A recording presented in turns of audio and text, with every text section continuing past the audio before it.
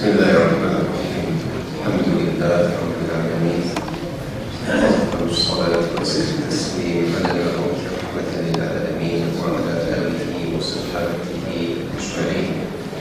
رب اشرح لي صدري ويسر لي أمري واحلل عقدة من لساني يفقهوا قولي. اللهم علمنا ما ينفعنا وانفعنا بما علمتنا وزدنا علما وفقها وعملا صالحا ترضى به عنا والحقنا بعبادك الصالحين. اجعل اللهم جمعنا هذا جمعا مرحوما تفرقنا من بعده تفرقا ميمونا موفقا معصوما، ولا تجعل فينا ولا منا ولا من بيننا شقيا ولا محروما.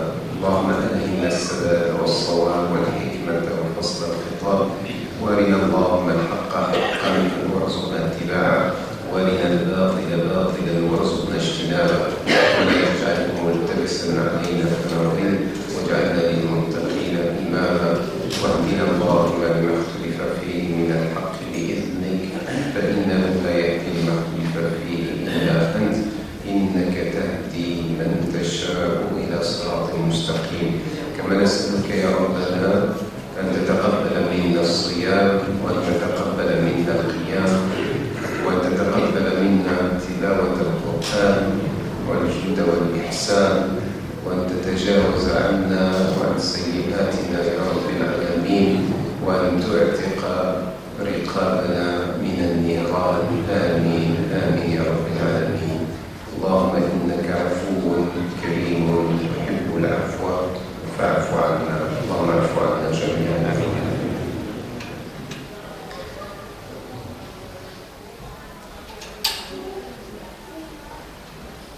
أما بعد، السلام عليكم ورحمة الله وبركاته.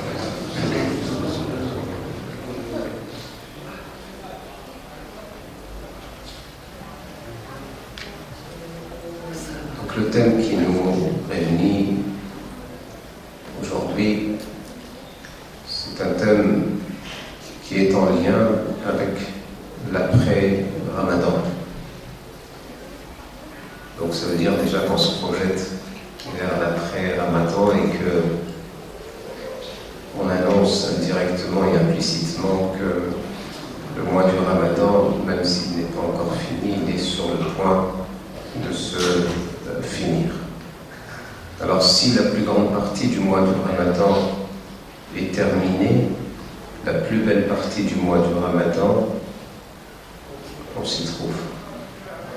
On s'y trouve dans la plus belle partie du mois du Ramadan. Il n'y a pas une période meilleure auprès d'Allah Tabaraka wa Ta'ala que les 10 dernières nuits du mois du Ramadan. Allah Subhanahu wa Ta'ala nous permet d'atteindre ses grâces, ses bienfaits, sa miséricorde, et surtout, la meilleure chose avec laquelle on peut en sortir, vous savez c'est quoi? C'est le pardon de Dieu. Si on obtient le pardon d'Allah Tabaraka wa Ta'ala, on a tout gagné. On a tout gagné. On a tout gagné. Parce qu'il n'y a pas une chose plus valeureuse que l'on obtient que son pardon, et qui plus est un pardon qui efface toute trace d'un mauvais passé. Et c'est ça l'objectif de ces 10 dernières nuits, c'est de rechercher le pardon d'Allah Tabaraka wa Ta'ala. Donc si la dernière décade du mois du Ramadan est bientôt terminée, elle n'est pas encore terminée. C'est pour cela qu'il faut se rappeler que notre prophète Mohammed sallallahu alayhi wa sallam mettait l'accent et soulignait l'importance de la fin de la vie. Parmi les doigts du prophète sallallahu alayhi wa sallam, il disait: oh mon Dieu, fais que le meilleur moment de ma vie soit à la fin, et que mes meilleures actions soient accomplies à la fin de ma vie. Et donc quand on arrive vers la fin de quelque chose, c'est là où est portée toute l'attention, entre guillemets, l'attention divine.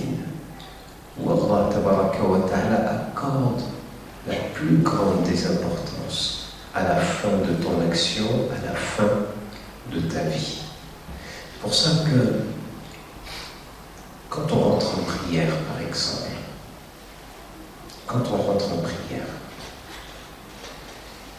eh bien, on n'est pas toujours au plus haut niveau, degré d'attention et de concentration dans cette prière. C'est pas parce que tu n'as pas été concentré dans ta prière au début qu'il faut négliger la fin. Même juste avant de dire salam alaikum, essaye de te concentrer. Même quand tu fais la prière sur le prophète Mohammed sallallahu alayhi wa sallam, il reste que très peu de temps avant de dire le salam. Si tu y places un seul instant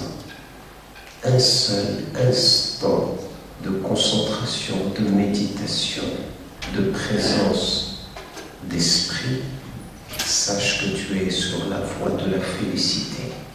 Car Allah tabaraka wa ta'ala dit dans le Coran Karim, قد أفلح المؤمنون الذين هم في صلاتهم خاشعون. Tu es dans la voie de la félicité, du succès, dès lors que tu as mis cet instant de prière, aussi court soit-il.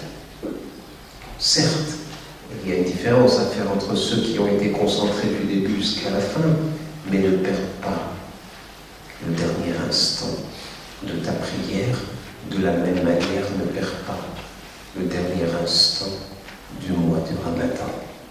Le mois du Ramadan va bientôt partir. Les anges, qu'est-ce qu'ils vont faire? Ils vont plier les registres, les dossiers. Et ils sont sur le point de partir.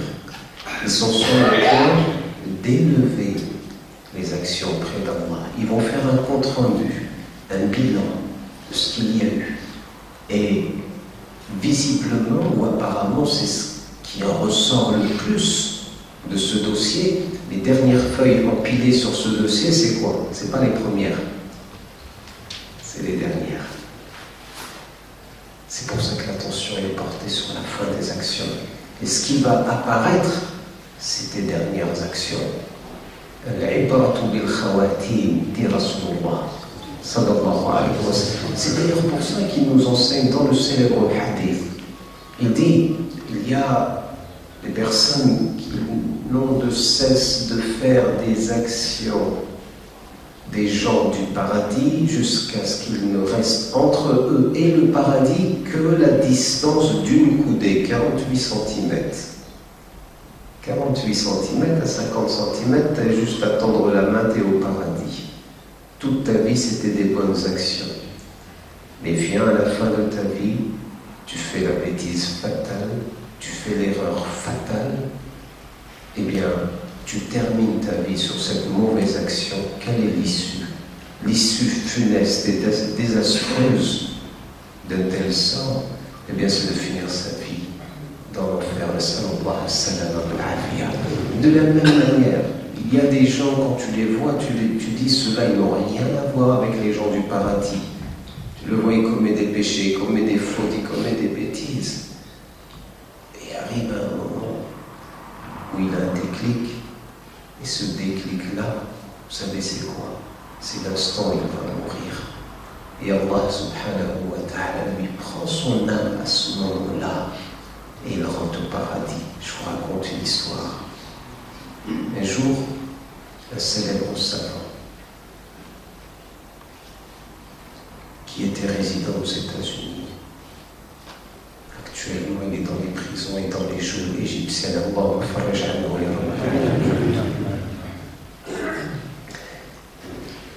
Il était en pleine conférence et il éprouve soudainement une forte envie de boire. C'était en dehors du Ramadan, je vous rassure. Donc il avait soif, énormément soif. Et parmi les personnes, il n'y a aucun qui a pensé à ramener à boire au cher. Et il y avait un jeune homme. C'était la première fois qu'il était là. La première fois qu'il venait assister au cours. Il le remarque. Ah oui, le chéri connaît les habitués de la maison.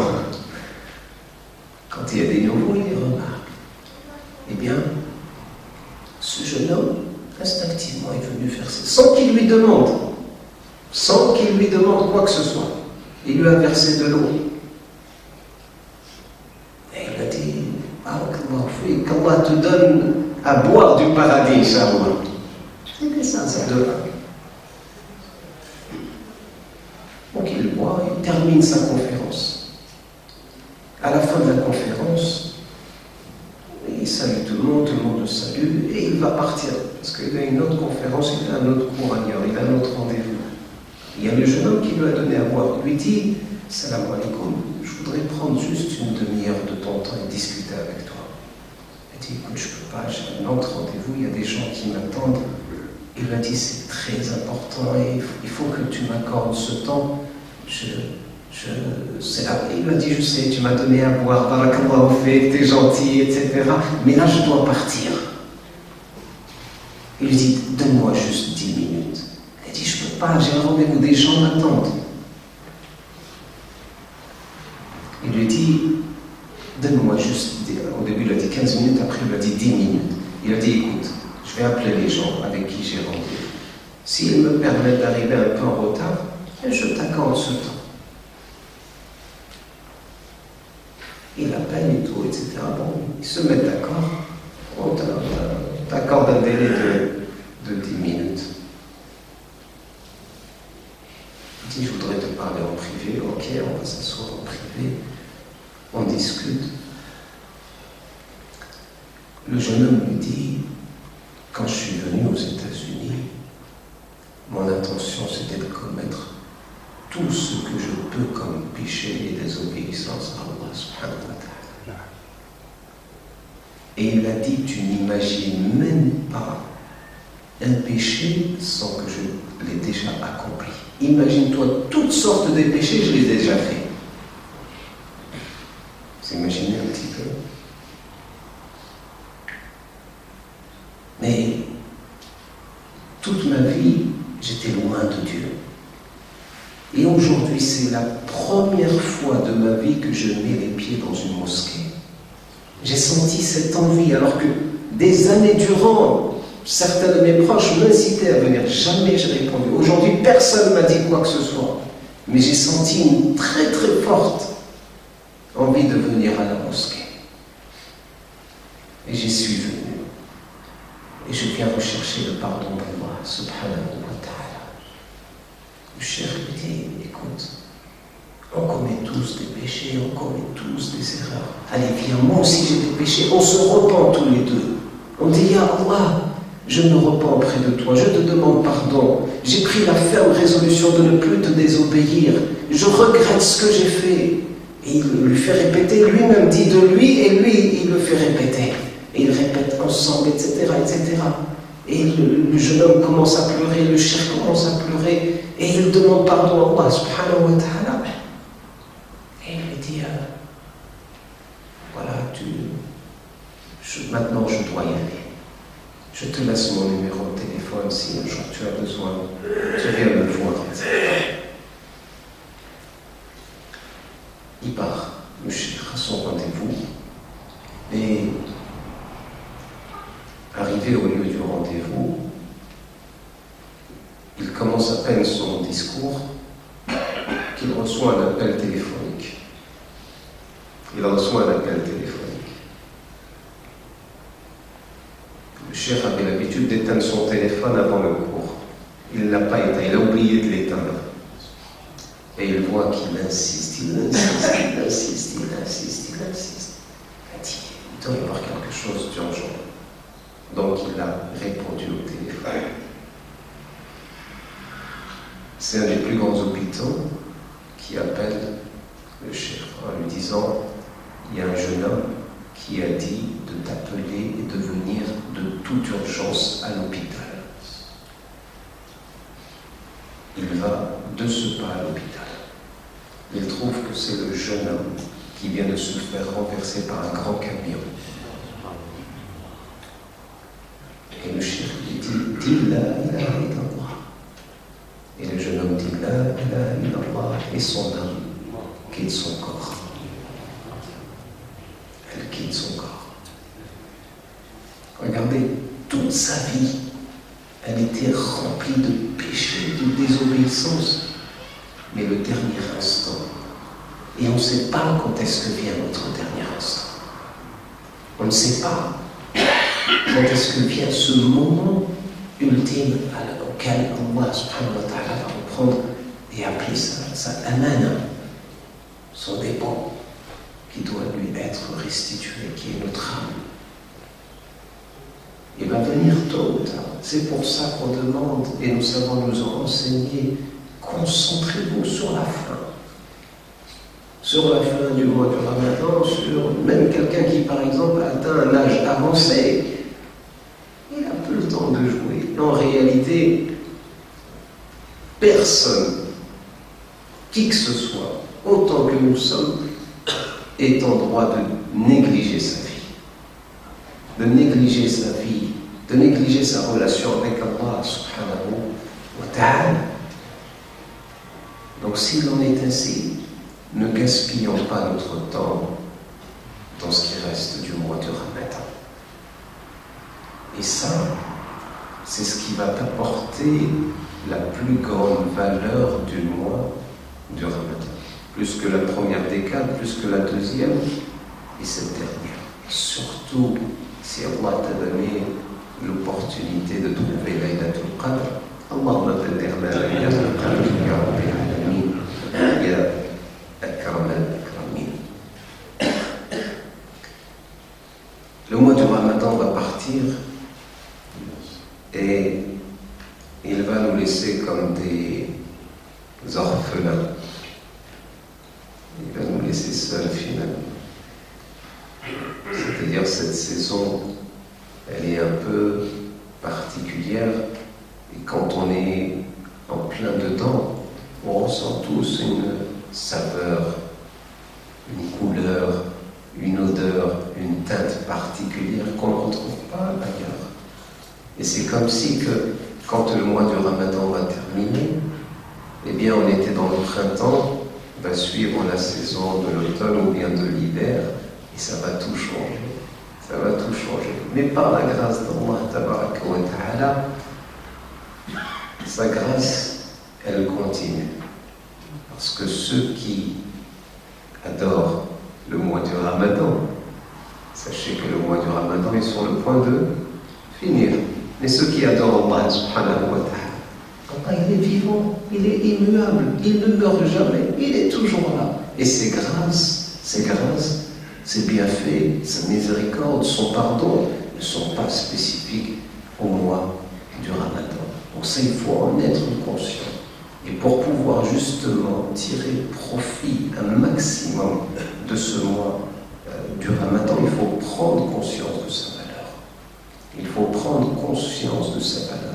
Et c'est ça qui va nous servir d'énergie après le mois du Ramadan. Si on est suffisamment conscient du bien que l'on peut récolter durant ces jours, durant ces nuits restantes du mois du Ramadan, eh bien on va emmagasiner une sorte d'énergie qui va être exploitable pour le reste de l'année. Prendre conscience du mois du Ramadan, c'est d'abord se rappeler le hadith de Talha ibn Ubaydillah que je vous ai cité, il me semble, hier, ceux qui étaient là avec nous. Vous vous rappelez de ce hadith? Talha ibn Ubaydillah qui assiste à la conversion de deux frères qui se convertissent en islam tous les deux. Un est connu pour sa ferveur religieuse et l'autre il est plus modeste. Et celui qui était un fervent croyant, il finit par mourir dans le champ de bataille. L'autre, il va vivre encore un an supplémentaire. Il va vivre un an supplémentaire. Et lorsque vient cette année à son terme, ou arrive cette année à son terme, il trouve la mort. Et Talha ibn Ubaydillah, qui connaissait bien ses deux frères, il se voit en rêve une nuit devant la porte du paradis et il y a quelqu'un qui sort du paradis et avec lui il y avait un avec Talha, il y avait les deux frères en question. Cette personne qui sort du paradis, elle vient prendre par la main le frère qui est mort 1 an après le martyre. Elle le fait rentrer au paradis. Elle en ressort une seconde fois et elle va prendre le martyr par la main et elle le fait rentrer à son tour au paradis. La personne ressort une 3e fois et se trouve en face à face avec Talha et lui dit: quant à toi, tu peux repartir, ton heure n'est pas encore venue. Et tu peux repartir. Et c'est à ce moment-là qu'il se réveille de son sommeil. Il se réveille de son sommeil et Talha est bien évidemment étonné de ce rêve. Et bien évidemment étonné qu'il va le raconter à ses frères et aux autres compagnons du prophète sallallahu alayhi wa sallam. Quand il raconte ce rêve, les gens disent: mais non, c'est pas possible, il y a une erreur dans ton rêve, là, il y a quelque chose qui tourne pas rond. Et donc il y a du bruit, il y a des discussions, des polémiques, et le prophète sallallahu alayhi wa sallam, il a eu vent de cette histoire, et il vient les voir, il leur dit: mais qu'est-ce qui vous étonne dans tout cela? Il disait: Rasulallah, un tel il est mort martyr et il rentre après l'autre. L'autre il faisait ses obligations, il faisait ses 5 prières, il faisait son jeûne du mois de Ramadan. L'autre, au contraire, il était fervent, actif, dynamique, il priait en plus, il jeûnait en plus, et il est mort martyr, qui plus est. Et il est mort martyr. Le prophète sallallahu alayhi wa sallam leur dit sur le champ: mais cette personne-là, combien elle a vécu après son frère? Ils disent: 1 an. D'accord. Combien de prières il a fait? Combien de prières en 1 an il a pu faire? Combien de rak'at? Je vous laisse imaginer combien de rak'at on fait en 1 année. Combien de rak'at? En une journée, on a fait combien? 17. Multiplié par 365. Hein? Le prophète sallallahu alayhi wa sallam leur dit: n'a-t-il pas fait tant et tant de rak'at pendant cette année? Ils disent: oui, Rasulallah sallallahu alayhi wa sallam. Et il leur dit: n'a-t-il pas jeûné 1 mois de Ramadan de plus que son frère? Ils disent: oui, Rasulallah. N'a-t-il pas jeûné 1 mois de Ramadan? Oui, Rasulallah. Et bien il leur dit: vous savez la différence qu'il y a entre les deux? C'est la différence, la distance. C'est la différence qu'il y a entre le ciel et la terre. Ce qui sépare le ciel et la terre, c'est-à-dire le fait d'avoir prié autant de rak'at et d'avoir fait un seul mois de Ramadan supplémentaire plus qu'un autre, alors qu'ils sont rentrés tous les deux en même temps en islam. C'est-à-dire leur naissance en islam, elle a pris effet au même jour et en même temps. Mais pourtant, il y en a un qui a vécu juste un Ramadan supplémentaire. Donc, si on prend véritablement conscience de ce que représente le mois du Ramadan, en réalité, on ne s'arrêterait pas de demander à Allah tabaraka wa ta'ala de nous faire vivre des occasions comme celle-ci. Et ça, les compagnons radiyallahu anhum, ils l'ont compris. Parce que immédiatement à la fin du Ramadan, qu'est-ce qu'ils demandent? Ils demandent à Allah: Ya Allah, accepte de nous le mois du Ramadan. Ils répètent cette dua pendant 6 mois. Et les autres 6 mois, qu'est-ce qu'ils font? Oh mon Dieu, fais-nous atteindre le mois du Ramadan prochain. 6 mois durant. Ils demandent: Ya Allahumma ballighna Ramadan, Allahumma ballighna Ramadan, Allahumma ballighna Ramadan. Et après le Ramadan, Allahumma taqabbal minna Ramadan. Est-ce que vous savez, vivre un Ramadan de plus, mes chers frères et sœurs en islam, un Ramadan de plus, c'est une joie immense. Et surtout, si Allah tabaraka wa ta'ala t'a donné la santé. Parce qu'il y en a qui ils peuvent vivre pendant le mois du Ramadan, mais ils ne peuvent pas jeûner. Allah les a dispensés de ce jeûne. Mais toi, Allah subhanahu wa ta'ala t'a donné la force, t'a donné la santé, t'a donné la raison, t'a donné toutes sortes de bienfaits qui ne t'empêchaient pas de vivre le mois du Ramadan. Ça ne veut pas dire que ceux qui ne peuvent pas jeûner ne seront pas récompensés, ils seront récompensés. Et Allah tabaraka wa ta'ala sait parfaitement ce qu'il y a dans leur cœur. Mais toi, nous, qui avons cette opportunité, cette chance de connaître le mois du Ramadan et de pouvoir le jeûner, de pouvoir de temps à temps prier la nuit, de réciter Al-Qur'an al-Karim, d'invoquer Allah subhanahu wa ta'ala, de faire des aumônes, d'aider dans la bienfaisance. Tout ceci, c'est une chance unique qu'il ne faut pas rater dans sa vie. Il y a des gens qui pensent que le mois du Ramadan doit se distinguer uniquement du reste des jours de l'année. C'est vrai, le prophète sallallahu alayhi wa sallam dit quand vient le jour du jeûne de l'un d'entre vous, qu'il ne se comporte pas avec grossièreté, avec mépris, avec violence, etc. Même si quelqu'un vient t'insulter ou te provoquer, rappelle-toi que tu jeûnes. Donc le jour du jeûne doit être différent des autres jours. Oui, c'est vrai. Il faut être meilleur pendant le mois du Ramadan qu'on l'est en dehors du mois du Ramadan. Mais en réalité, la vraie philosophie, la vraie excellence et perfection qu'il faut viser, c'est de se dire que ce mois du Ramadan dans lequel je suis soit meilleur que tous les autres qui ont précédé. Pas seulement les autres jours de l'année, mais également les autres mois du Ramadan. C'est-à-dire, si mon mois du Ramadan était bien, correct l'année dernière, celui-ci, en réalité, doit être meilleur. Vous savez que c'est état d'esprit qu'il faut attaquer. Et là, c'est pas parce qu'on arrive à la fin qu'il faut se dire, oui, mais là, c'est trop tard. Non! On revient à ce qu'on a dit au début de cette intervention. Le meilleur du mois du Ramadan se trouve où? À la fin. Non, c'est à la fin.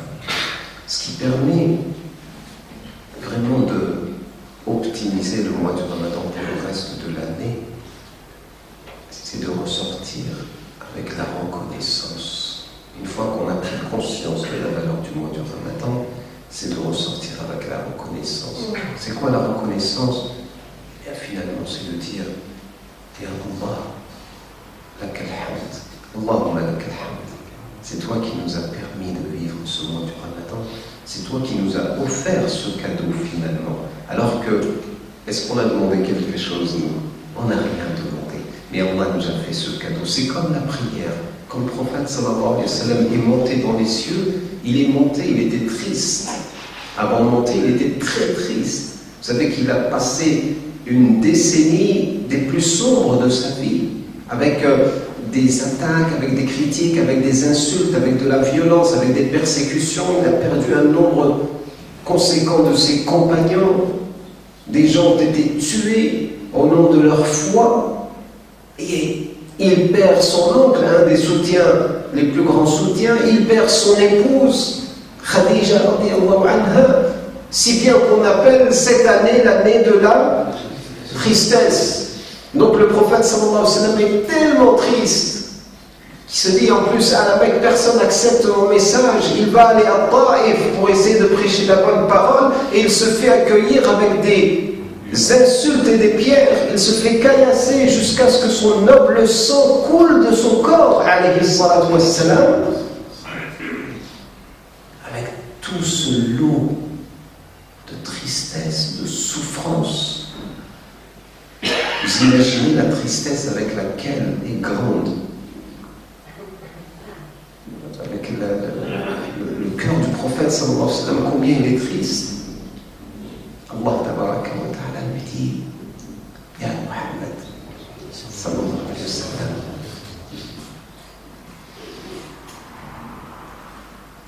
viens à ma rencontre. Il va rencontrer Allah subhanahu wa ta'ala. Et pour finalement dissiper toute sa tristesse. C'est comme si cette tristesse n'avait jamais existé. Vous savez qu'est-ce qu'il va lui donner pour enlever sa tristesse? Ben, il va lui donner les 5 prières. Il est monté avec la tristesse, il est revenu avec Qurratul Ayn, la stabilité de ton prophète sallallahu alayhi wa sallam. Il est monté triste, il est revenu joyeux, parce qu'il nous a apporté ce cadeau qui sont ces 5 prières. Et c'est pour ça que le prophète sallallahu alayhi wa sallam, dès qu'il avait la moindre préoccupation, il a hazabahu amrun fazi'a ila as-salah. Dès qu'il était préoccupé par n'importe quoi, il y avait une tristesse qui traversait son cœur, son esprit, qu'est-ce qu'il fait? Allahu Akbar. Allahu Akbar. C'est pour ça qu'Allah subhanahu wa ta'ala nous dit, quand vous êtes atteint d'une calamité, d'une épreuve, Usta'inu bis-sabri wa Usta'inu bis-sabr, aidez-vous par la patience et aidez-vous par la prière. Inna Allaha ma'as-sabirin. Et tout de suite après, qu'est-ce qu'il nous dit? Bashir as-sabirin alladhina idha asabathum musibatun qalu inna lillahi wa inna ilayhi raji'un ulaika alayhim salawatun min rabbihim wa rahmah wa ulaika humul muhtadun. Ceux qui connaissent la prière, Allah va faire descendre sur eux des prières. Ulaika alayhim salawatun min rabbihim wa rahmah, et de la miséricorde. Dieu va prier pour eux. Comment il va prier pour toi? C'est-à-dire qu'il va te donner sa miséricorde, il va te donner sa lumière, il va te donner son pardon, il va être avec toi et il va dire des propos élogieux à ton égard, parce que toi tu es triste et tu sais que celui qui possède la manière de dissiper toute ta tristesse, c'est Allah subhanahu wa ta'ala. Et c'est pareil avec le Ramadan. Si la prière c'est un cadeau, le mois de Ramadan c'en est un autre. Allah tabaraka wa ta'ala sait ô combien nous sommes sujets à la lassitude. Il a diversifié pour nous les plaisirs de l'adorer. L'adorer par la prière, l'adorer par le jeûne, l'adorer par l'argent, l'adorer par l'effort physique à travers le hajj et l'argent également. C'est une diversification, c'est une variété d'adoration, parce qu'il sait combien toi et moi nous sommes enclins à la lassitude, nous sommes enclins à le fait de se fatiguer, de faire toujours la même chose. Eh bien, Allah tabaraka wa ta'ala nous donne non seulement la prière comme cadeau, mais il nous donne par-dessus tout, ou au-dessus, qui plus est, pardon, parce que la prière est mieux que le jeûne, il nous donne également le jeûne du mois du Ramadan.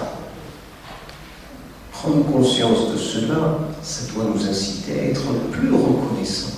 Et celui qui est reconnaissant de ce qu'il a, vous savez, Allah tabaraka wa ta'ala a pris le ferme engagement à toutes celles et ceux qui se montraient reconnaissants envers les bienfaits d'Allah tabaraka wa ta'ala, d'augmenter pour eux ces bienfaits. وَإِذْ تَأَذَّنَ رَبُّكُمْ لَئِنْ شَكَرْتُمْ لَأَزِيدَنَّكُمْ. Ton Seigneur a pris l'engagement, le pacte de se montrer encore plus généreux à l'égard de ceux qui se montraient reconnaissants. Et la reconnaissance, elle est d'abord un état intérieur du cœur. Avant de dire Alhamdulillah, wa shukru lillah, Dieu merci, etc., il faut que la reconnaissance émane des profondeurs de ton cœur. Si la reconnaissance sort de ton cœur, eh bien, tu as franchi le plus grand pas de la reconnaissance. Mais la reconnaissance n'est pas seulement un état intérieur, elle doit s'exprimer par la bouche. Et c'est pour ça qu'Allah tabaraka wa ta'ala nous donne les formules de louange, de remerciement et de reconnaissance envers Allah tabaraka wa ta'ala.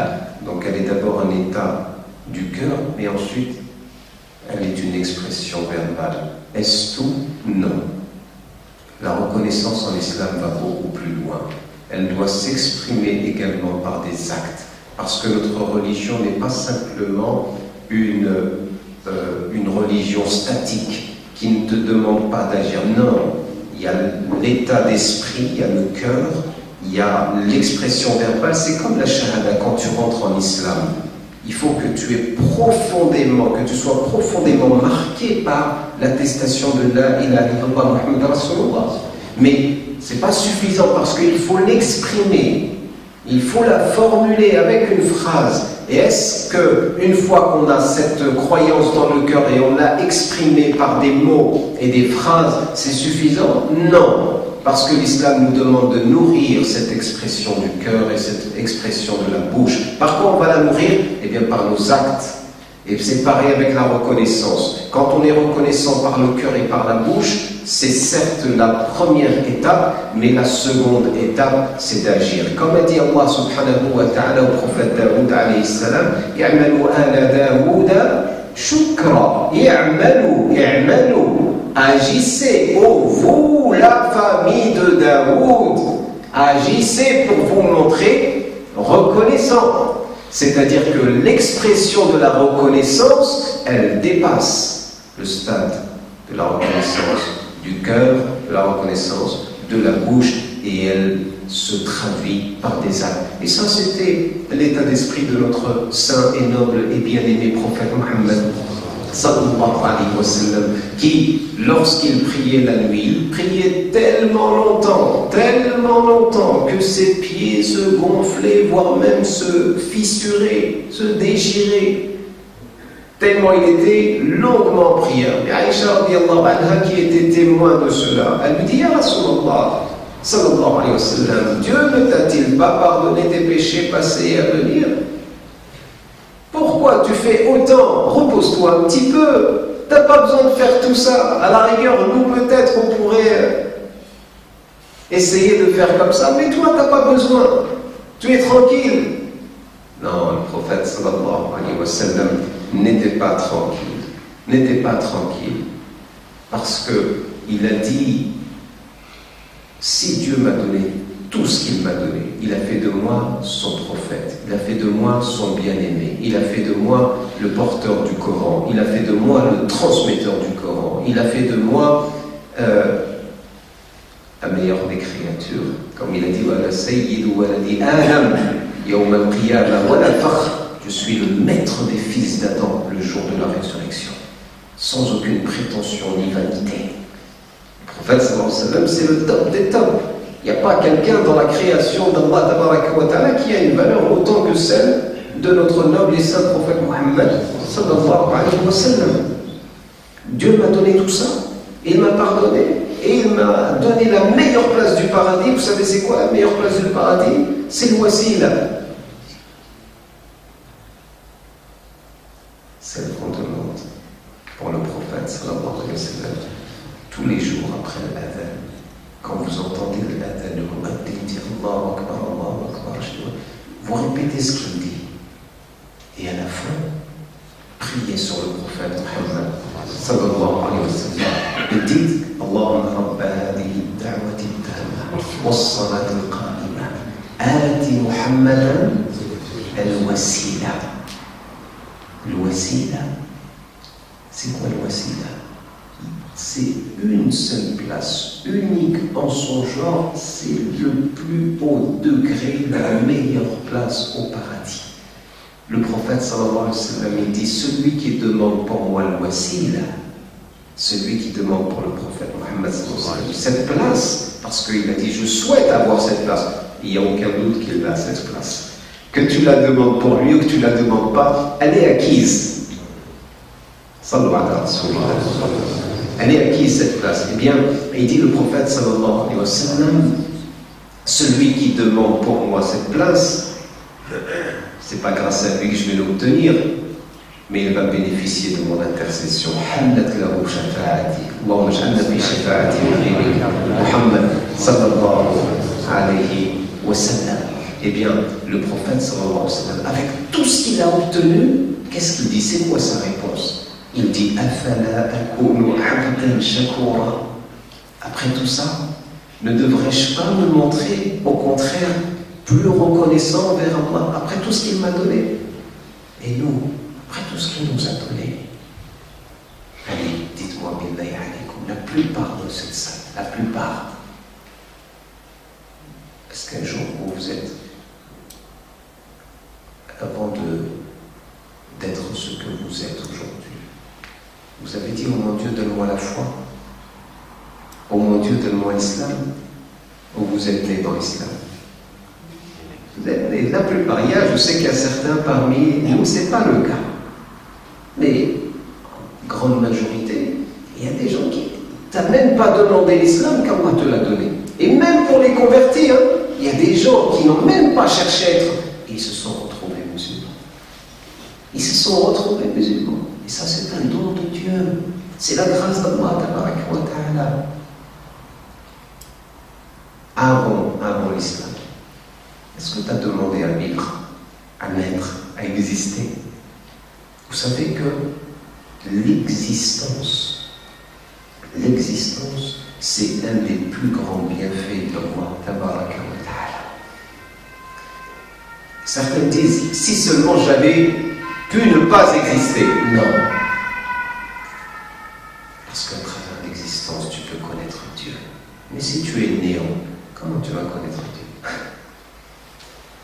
Ton existence est un des plus grands bienfaits d'Allah, tabaraka wa ta'ala, par lequel tu connaîtras Allah, par lequel tu vas pouvoir l'adorer, par lequel tu vas pouvoir te rapprocher de lui, par lequel tu vas pouvoir l'invoquer, par lequel tu vas pouvoir prier, tu vas pouvoir jeûner, tu vas pouvoir faire plein de belles choses. C'est pour ça que la vie, elle est belle.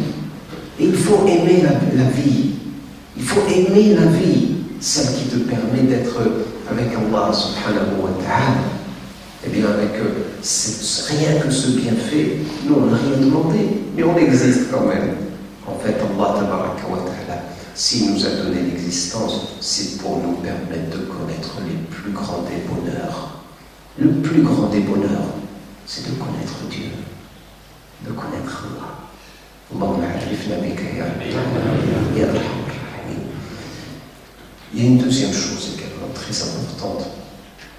Lorsqu'on souhaite parler de l'optimisation du mois du Ramadan pour le reste de l'année, c'est que vous savez que l'adoration pendant le mois du Ramadan est décuplée, elle est multipliée.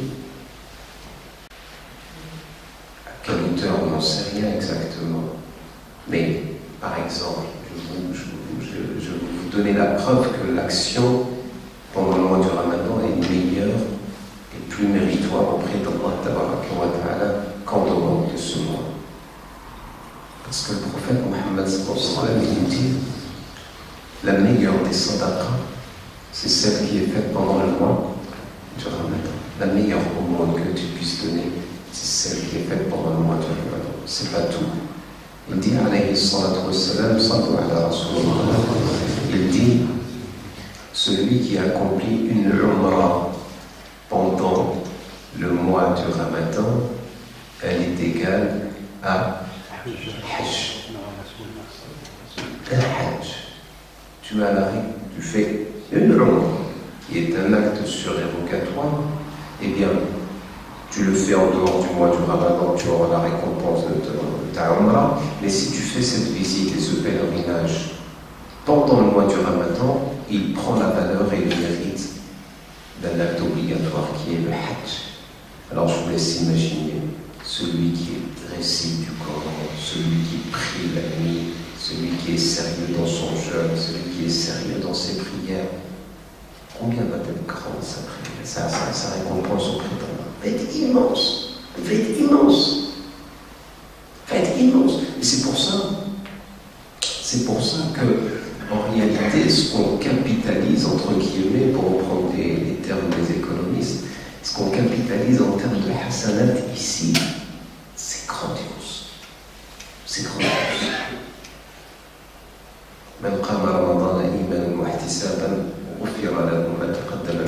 Celui qui jeûne le mois du Ramadan avec foi et espérance, patience, endurance, eh bien celui-ci, Allah lui pardonne ses péchés passés. Celui qui prie les nuits du Ramadan avec les mêmes conditions, eh bien celui-ci, Allah lui pardonne ses péchés passés. Celui qui veille en prière durant Laylatul Qadr avec les mêmes conditions, Allah lui pardonne ses péchés passés. Et Et quelle meilleure récompense que de voir tous ces péchés pardonnés. On l'a vu tout à l'heure, on a vu que la meilleure chose que l'on puisse obtenir, c'est le pardon d'Allah. Vous savez pourquoi? Même si je ne l'ai pas dit tout à l'heure, eh bien, Allah éprouve de la joie quand tu te repentis. Allah est content. Le prophète sallallahu alayhi wa sallam jure, il prête serment, il dit l'Allah, il l'appuie, il confirme, l'Allah afrahu bi tawbati abdihi. Il est encore plus heureux et plus content du repentir de son serviteur que celui qui a perdu sa monture. Vous vous rappelez de l'histoire? Celui qui avait un chameau avec ses provisions et il a disparu, il a dit je vais mourir, je suis dans le désert, je vais me mettre sous un arbre et je vais attendre la mort. Et quand il retrouve son chameau, il dit oh mon Dieu, je suis ton maître et tu es mon serviteur. Il s'est trompé tellement il était heureux. Tellement il était heureux, et il a dit, il a commis une erreur. Eh bien, Allah éprouve encore plus de joie que cet homme-là. C'est pour nous dire combien Allah ne veut qu'une seule chose, c'est nous pardonner. Il veut que nous pardonner.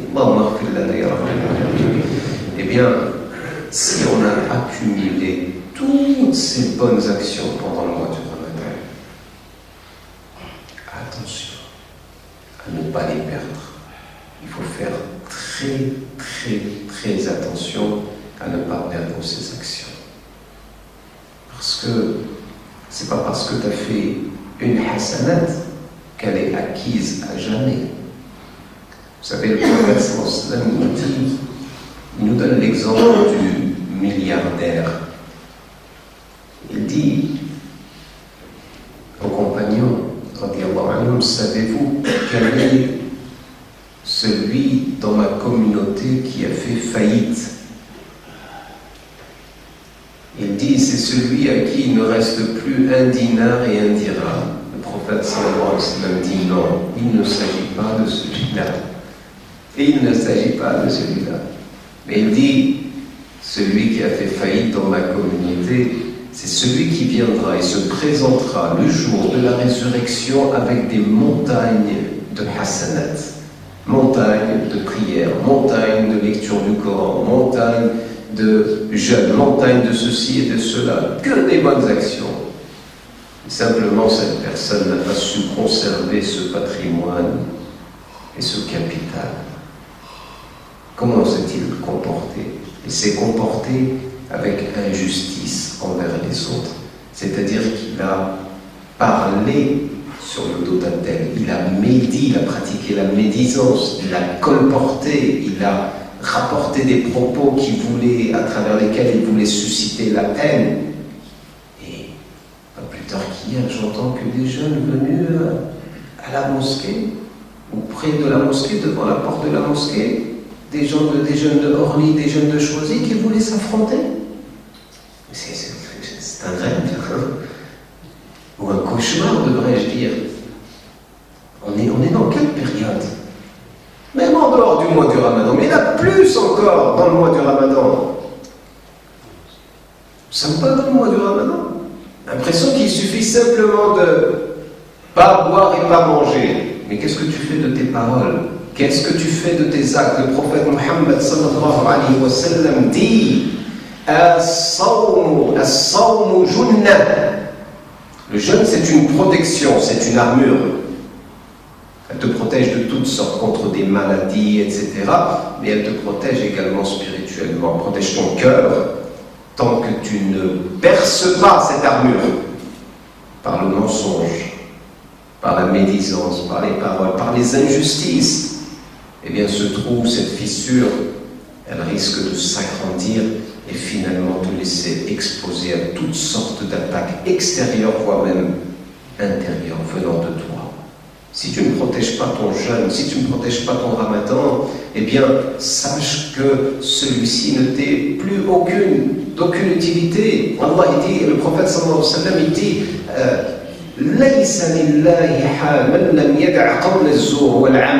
celui qui ne délaisse pas les propos faux, les mensonges et autres mauvaises paroles, Dieu n'a que faire de son abstinence de boisson et de nourriture. En d'autres termes, c'est pas très utile tout ça. C'est pas très utile tout ça.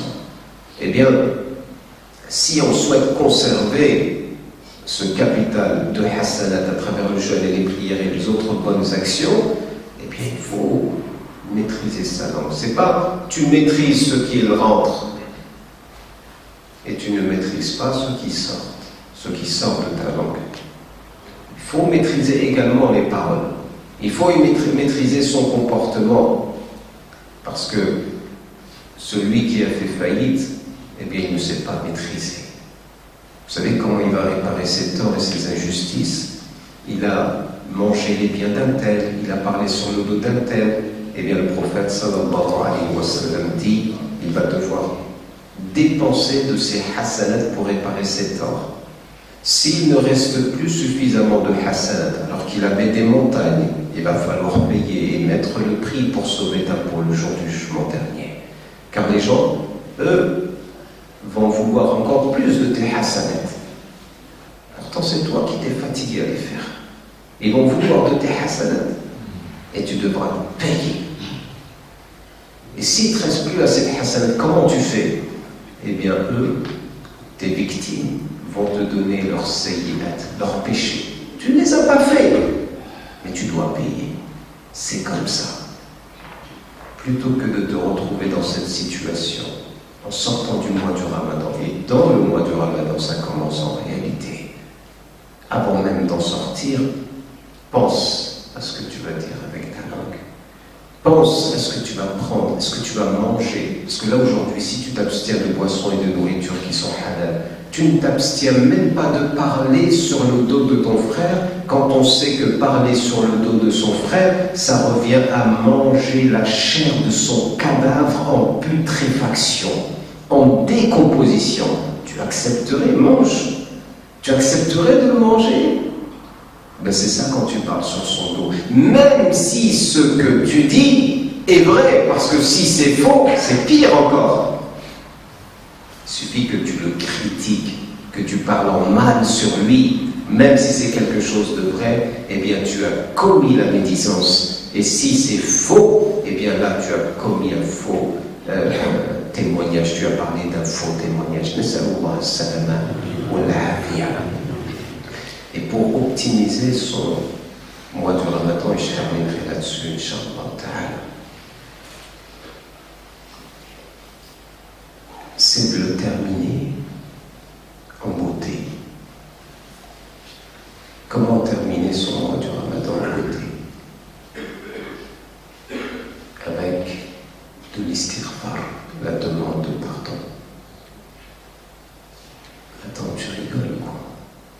On est en train de jeûner, là, on n'est pas en train de faire des péchés. Pourquoi tu nous demandes de demander pardon? Parce que c'est ainsi que nous enseigne Allah. Tabaraka wa ta'ala et son prophète Muhammad sallallahu alayhi wa sallam. Quand on rentre en prière, Allahu Akbar. La dernière chose que l'on dit, c'est quoi? Salam alaykum salam. Et quand on a dit salam alaykum salam, la première chose qu'on dit, c'est astaghfirullah. Quand nous sommes dans une assemblée et que l'on discute, même si on est dans une assemblée comme celle-ci, à la fin de cette assemblée, qu'est-ce qu'il faut dire? Il faut dire astaghfirullah. Le prophète sallallahu alayhi wa sallam nous a dit kafaratul majlis, subhanaka Allahumma wa bihamdik, nastaghfiruka wa natubu ilayk. Nastaghfiruka wa natubu ilayk.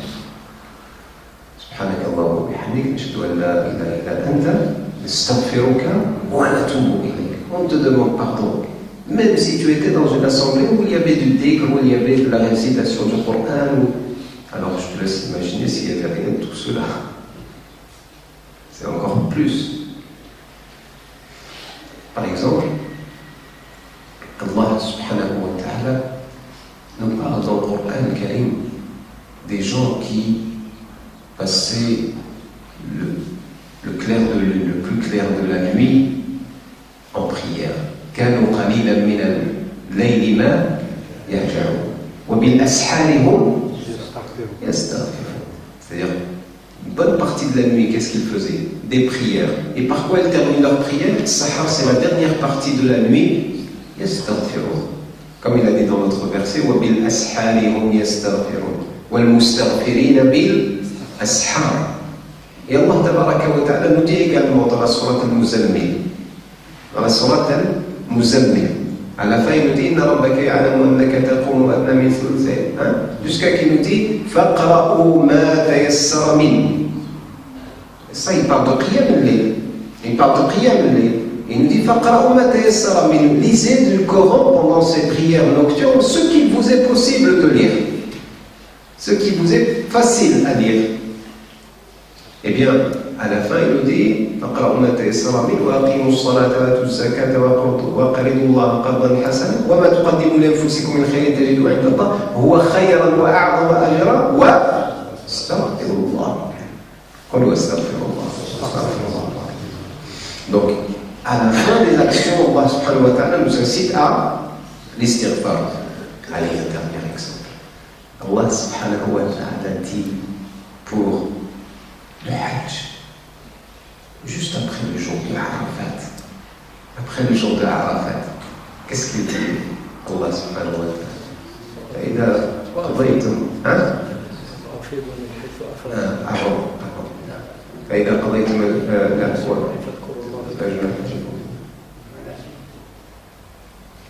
فإذا أفضتم من عرفات فاذكروا الله عند المشعر الحرام.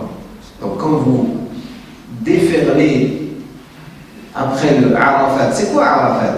C'est le jour du grand pardon, où Allah Tabaraka wa Ta'ala te rend aussi pur que le jour de ta naissance. Tu n'as plus de péché, plus aucun péché. Allah nous donne la possibilité de faire des pèlerinages. Eh bien, إذا أفضتم من عرفات فاذكروا الله عند المشعر الحرام واذكروه كما هداكم وإن كنتم من قبله لمن الضالين ثم أفيضوا من حيث أفاض الناس واستغفروا الله. Après Arafat, il faut encore deux. Mais ça y est, on est pardonné. Non, Allah Tabaraka wa Ta'ala te dit astaghfirullah. En réalité, ça sert à quoi tout ça? Ça sert à te rappeler une chose. Si tu as pu prier, tu as quitté de la zakat, tu as pu faire qiyam al-layl, réciter le Coran, faire ton pèlerinage, tu as pu jeûner, c'est pas en fait par ta force, c'est par la grâce divine. Et donc un peu de modestie. Il y a certaines adorations qui te conduisent vers le péché, ou la iyadu billah. Et il y a certains péchés qui éveillent en toi la volonté d'obéir à Dieu. Comme il a dit Ibn Ata'illah as-Sakandari, رُبَّ مَعْصِيَةٍ أَوْرَةً ذِلًّا وَانْكِسَارًا خَيْرٌ مِنْ طَاعَةٍ أَوْرَثَتْ عُجْبًا وَاسْتِكْبَارًا. Il se peut qu'il y ait un péché qui ait suscité en toi modestie, t'as le cœur brisé, tu te sens mal à l'idée d'avoir désobéi à Allah. Eh bien, cette fracture qu'il y a dans ton cœur, ce regret qu'il y a dans ton cœur, c'est mieux que celui qui a adoré Dieu et qui a l'adoration à susciter en lui de l'orgueil, de la vanité, de l'outre-cul, du mépris des autres. Moi je suis mieux que lui. Lui il ne fait pas cette adoration, moi je la fais. Moi je récite le Coran, lui il ne le récite pas. Moi je prie la nuit, lui il ne prie pas. Moi je fais l'aumône, lui il ne la fait pas. C'est de l'orgueil. Sache que cette adoration, elle est moins valeureuse que le péché qui a suscité l'envie de revenir vers Dieu.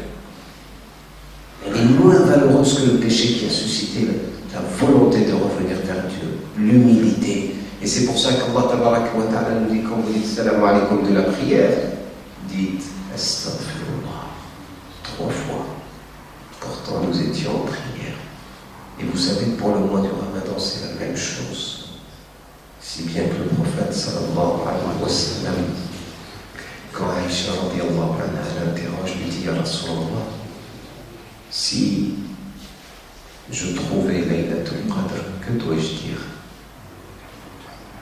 Et on sait que Laylatul Qadr se trouve à la fin du mois du Ramadan. À la fin du mois du Ramadan.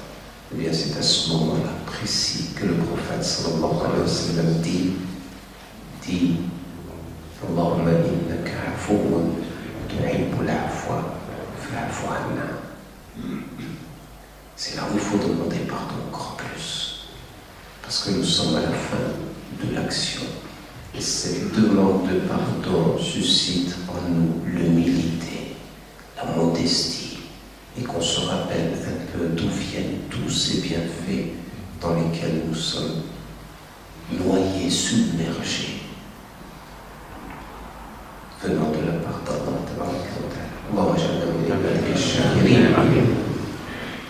On a dit, pour résumer, première chose c'est la conscience de la valeur du mois du Ramadan. La deuxième chose, c'est la reconnaissance de cette valeur.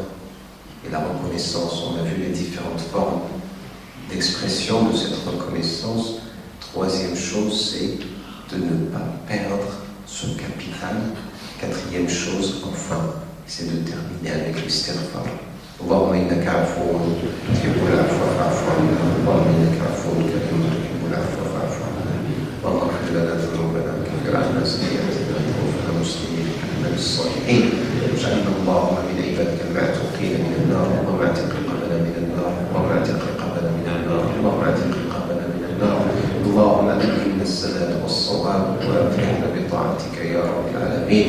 اللهم افرحنا بطاعتك في الدنيا والآخرة.